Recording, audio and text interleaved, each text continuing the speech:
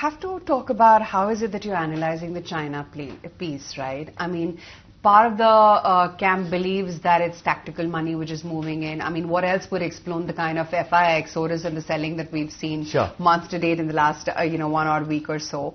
And part believe that, if money were to move to EM funds, China may be a higher allocation, but India also will find inflows. Yeah. So, let's put China in perspective, and I'll take the Hong Kong China index. It's called HSCEI.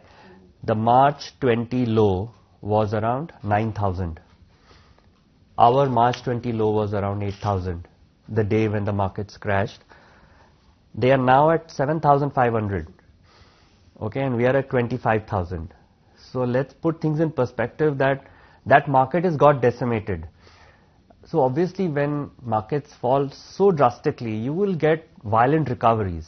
And we've had this every year in the last 3 years, where we've seen China markets rally for 30-40% and then they give up again. I'm not an expert on China, but from whatever I have read, they have an issue with earnings. The economy is deflationary right now, and there are pockets where earnings are good, but otherwise it's more a value play.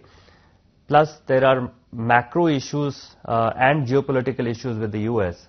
So when I speak to my ex-colleagues and funds from the US, fund managers who manage US money, there are a lot of stocks which have sanctions where they can't buy because of US related issues.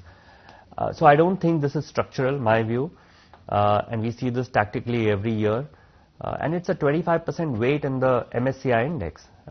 Fortunately, India has also gone up past 20% now, so we are reasonably big, so it's difficult for FIs to ignore India. And there have been only two markets, if I take the last 10-year performance of MSCI, there have been only two markets which have given any amount of reasonable returns. India is around 8-9%, and Taiwan is also similar range. And the rest have all been basket cases. I mean, China is literally zero. Emerging market itself has not given any returns. So I think I always question this asset class, even though I've been in this, business and was part of an emerging markets team. I think this asset class is seriously under question. It hasn't given any returns for more than 10 years. I think we'll see outflows from the emerging markets over a period of time, and maybe regional specific indices will take over. That's how I see it.